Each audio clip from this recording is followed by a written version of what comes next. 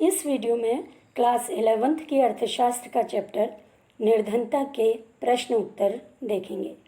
तो देखिए, सबसे पहला प्रश्न है, निर्धनता की परिभाषा दीजिए। इसका आंसर है, निर्धनता से तात्पर्य उस अवस्था से है जब समाज का एक वर्ग अपने जीवन, स्वास्थ्य व कार्यकुशलता के लिए आवश्यक न्यूनतम उपभोग आवश्यकता को पूरा करने में अपने को असमर्थ पाता है। दूसरा है, काम के बदले अनाज कार्यक्रम का क्या अर्थ है? आंसर है इसका, इस कार्यक्रम के अंतर्गत मुख्यतः जल संरक्षण, सूखे से सुरक्षा और भूमि विकास संबंधी कार्य संपन्न कराए जाते हैं और मजदूरी के न्यूनतम 25% का भुगतान नकद राशि में और शेष भुगतान अनाज के रूप में किया जाता है।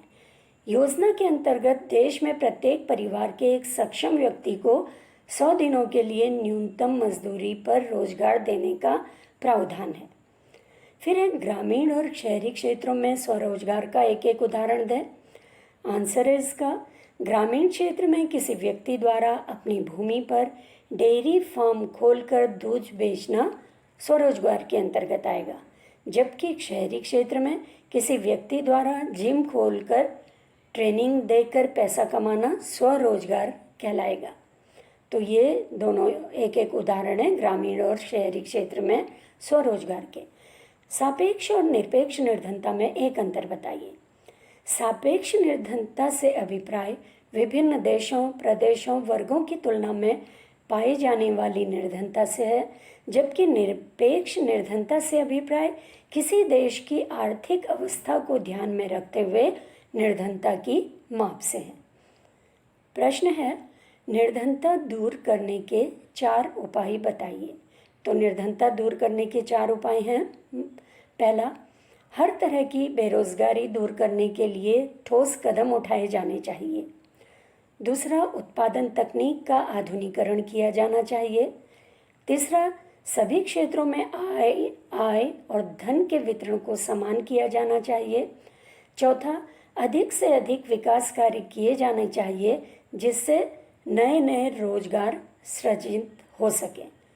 तो इस तरह से 4 मुख्य उपाय हैं जिससे निर्धनता दूर की जा सकती है। फिर है प्रश्न, नगरीय क्षेत्र में निर्धनता की माप का आधार क्या है? नगरीय क्षेत्र में वह व्यक्ति निर्धन माना जाता है जिसे प्रतिदिन 2100 कैलोरी प्राप्त नहीं हो पाती। प्रश्न है, ग्रामीण क्षेत्र में निर्धनता की माप का आधार क्या है? आंसर है इसका, ग्रामीण क्षेत्र में वह व्यक्ति निर्धन माना जाता है जिसे प्रतिदिन 2400 कैलोरी प्राप्त नहीं हो पाती। अगला प्रश्न देखिए, भारत में निर्धनता के 5 कारण बताइए।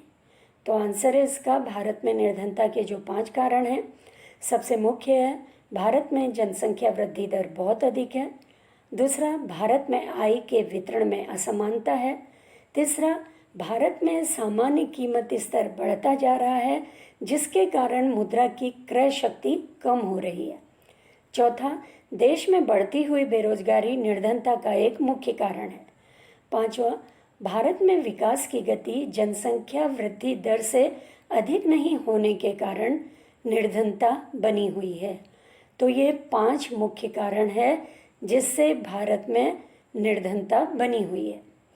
प्रश्न है, कैलोरी आधारित तरीका निर्धनता की पहचान के लिए क्यों उपयुक्त नहीं है? आंसर है, कैलोरी आधारित तरीका निर्धनता की पहचान के लिए उपयुक्त नहीं है क्योंकि यह तरीका इस बात पर ध्यान नहीं देता कि कुछ कारण जो निर्धनता को जन्म देकर निर्धनता को निरंतर बनाए रखते हैं, जैसे निरक्षरता, अस्वस्थता, बुनियादी सुविधाओं का अभाव, राजनीतिक और नागरिक स्वतंत्रता का अभाव। दूसरा, यह तरीका अति निर्धन और निर्धन में फर्क नहीं करता। तो इस तरह से कैलोरी आधारित तरीका निर्धनता की पहचान के लिए उपयुक्त नहीं है। तो इसमें जो मुख्य कारण है, जो निर्धनता को जन्म देकर निर्धनता बनाए रखने का है, कारण मुख्य है। अगला है, मनरेगा कार्यक्रम क्या है? अगस्त 2005 में संसद में एक विधेयक पारित कर प्रत्येक ग्रामीण परिवार के एक इच्छुक व्यक्ति को वर्ष में 100 दिनों तक के लिए अकुशल शारीरिक श्रम कार्य उपलब्ध कराने की गारंटी देने का निर्णय किया गया। इसे महात्मा गांधी राष्ट्रीय ग्रामीण रोजगार गारंटी अधिनियम 2005 या मनरेगा का नाम दिया गया। तो इस तरह से ये जो कार्यक्रम है मनरेगा कार्यक्रम, इसमें ग्रामीण परिवार के एक इच्छुक व्यक्ति को 100 दिन की रोजगार गारंटी दी गई। प्रश्न, निर्धनता का दुष्चक्र किसने दिया? आंसर है, निर्धनता का दुष्चक्र रैगनर नरकसे द्वारा दिया गया।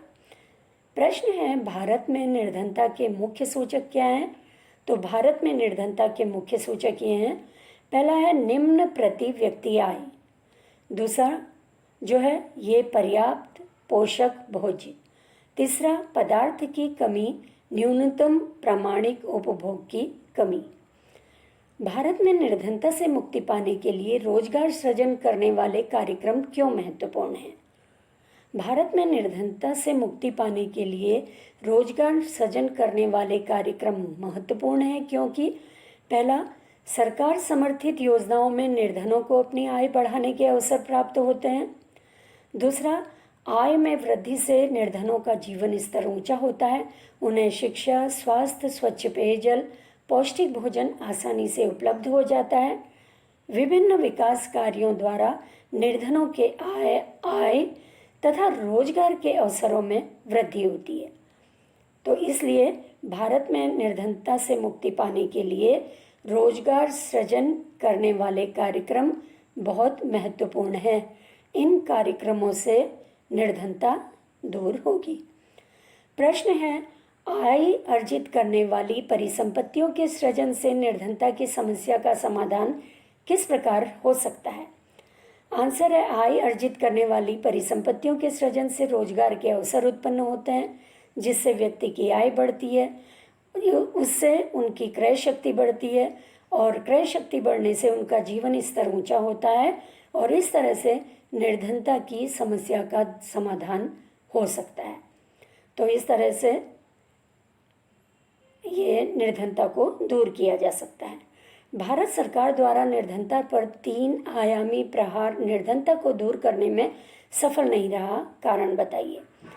आर्थिक समृद्धि, गरीबी निवारण, रोजगार सृजन पर आधारित त्रिआयामी नीति अपनाई गई थी जो गरीबी दूर करने में सफल नहीं रही। इसके कारण हैं गरीब और अमीर किसानों के पास चल तथा अचल संपत्ति का असमान वितरण।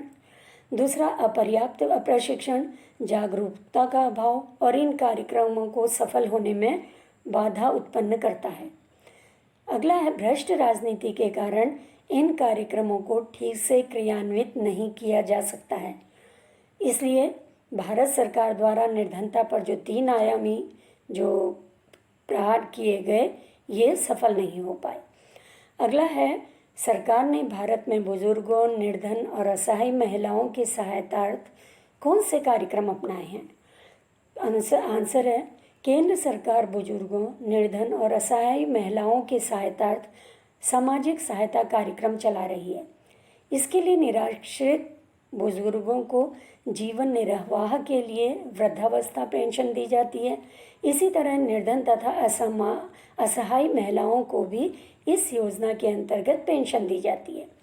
राष्ट्रीय पारिवारिक लाभ योजना, राष्ट्रीय मातृत्व लाभ योजना, जननी सुरक्षा योजना, वरिष्ठ पेंशन बीमा योजना, महिला सर्वशक्ति योजना, अन्नपूर्णा योजना इन्हीं लोगों के सहायतार्थ चलाए जा रहे हैं।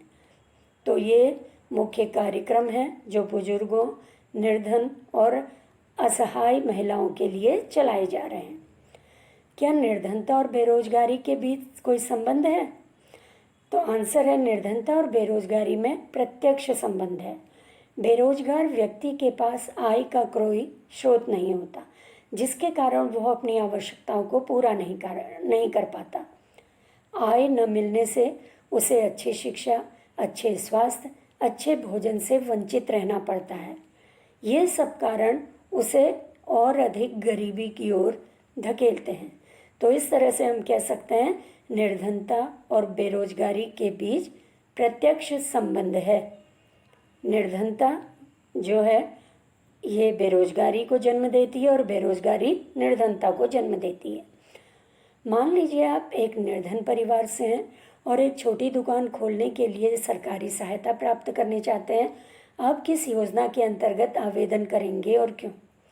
एक छोटी सी दुकान खोलने के लिए प्रधानमंत्री की रोजगार योजना के अंतर्गत आवेदन करना होगा। इस योजना के अंतर्गत ग्रामीण तथा शहरी क्षेत्रों के निर्धन परिवारों के शिक्षित बेरोजगार को रोजगार के अवसर का लाभ मिलता है। इसके लिए वह कोई भी उद्यम स्थापित कर सकता है। प्रश्न है, ग्रामीण और शहरी बेरोजगारी में अंतर बताइए। क्या यह कहना सही है कि निर्धनता गांवों से शहरों में आई है?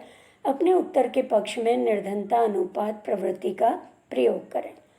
आंसर है, ग्रामीण क्षेत्रों में भूमिहीन कृषक, मजदूर, सीमांत तथा छोटे कृषक निर्धनता के अंतर्गत आते हैं, जबकि शहरी क्षेत्र में बेरोजगार, अल्प बेरोजगार तथा कम मजदूरी पाने वाले गरीबी के अंतर्गत आते हैं। यहाँ पे देखिए एक टेबल दी हुई है, इसमें वर्ष दिया गया है और निर्धनता अनुपात दिया है। 1987-88 में ग्रामीण क्षेत्रों में निर्धनता का अनुपात 39.1% है, शहरी क्षेत्रों में 38.2%, कुल 38.9%। अब 1993 और 94 में देखिए निर्धनता अनुपात ग्रामीण क्षेत्रों में कम हो गया है, शहरी क्षेत्रों में क्या हो गया है, यहाँ पर भी निर्धनता अनुपात कम हुआ है और कुल निर्धनता अनुपात यहाँ पर भी कम हुआ है। और 1999 और 2000 में निर्धनता अनुपात ग्रामीण क्षेत्र में कम हुआ है। 1999-2000 में कुल जो निर्धनता अनुपात है 26.1%। इन आंकड़ों से पता चलता है कि निर्धनता ग्रामीण क्षेत्रों से शहरी क्षेत्रों में आ गई है। तो इस तरह से ये कहना सही है कि निर्धनता गांवों से शहरों में आई है। इसके लिए यहाँ पे ये आंकड़े दिए हुए हैं। देखिए ग्रामीण क्षेत्र में निर्धन के अंतर्गत कौन आता है? भूमिहीन किसान, सीमांत किसान, कृषक, छोटे जो होते हैं वो इसके अंतर्गत आते हैं। प्रश्न है, मान लीजिए आप किसी गांव के निवासी हैं, अपने गांव से निर्धनता निवारण के कुछ सुझाव दीजिए। तो गांव से निर्धनता दूर करने के जो मुख्य सुझाव हैं, इसमें पहला है, लोगों को सरकार की योजनाओं के बारे में जागरूक किया जाना चाहिए। दूसरा, गांवों में मुफ्त शिक्षा, मुफ्त स्वास्थ्य की व्यवस्था की जानी चाहिए। तीसरा, छोटे उद्योग और कुटीर उद्योग चलाने के लिए सरकारी योजनाओं से लोगों को अवगत कराना चाहिए। और चौथा जो है मुख्य, यह है गांव में आधारभूत संरचनाओं का विकास करवाना चाहिए। तो ये ऐसे सुझाव हैं जिनसे गांवों से निर्धनता को दूर किया जा सकता है। प्रश्न है, अगर आप शहरी क्षेत्र में रहते हैं तो आप देख सकते हैं कि गरीब लोग सड़कों और रेलवे स्टेशन और बस स्टैंड के किनारे झुग्गियों में रहते हैं। उनके रहने की दशाओं में सुधार हेतु कुछ उपाय सुझाएं। तो झुग्गियों में रहने वाले लोगों के लिए आधारभूत संरचनाओं का विकास किया जाना चाहिए, मुफ्त शिक्षा की व्यवस्था की जानी चाहिए, मुफ्त चिकित्सा व्यवस्था, सही मूल्य पर भोजन की उपलब्धता उन्हें मिलनी चाहिए, उन्हें रोजगार के अवसर उपलब्ध कराने चाहिए जिससे उनकी आय बढ़ेगी और उनका जीवन स्तर ऊंचा होगा। फिर कुछ निर्धन वर्गों के उदाहरण दीजिए। आंसर है, देखिए जो कुछ निर्धन वर्ग हैं इनके मुख्य उदाहरण हैं। पहला, भूमिहीन कृषक मजदूर। दूसरा, झुग्गी झोपड़ी में रहने वाले लोग। तीसरा, ढाबे में काम करने वाले श्रमिक। चौथा, निर्माण स्थलों में काम करने वाले श्रमिक। अगला है लंबे समय से बेरोजगार व्यक्ति और भिखारी। ये निर्धन वर्ग के कुछ उदाहरण हैं। तो आपको निर्धनता चैप्टर के प्रश्न उत्तर समझ में आ गए होंगे। अगर नहीं आए तो आप इस वीडियो को फिर से देख सकते हैं।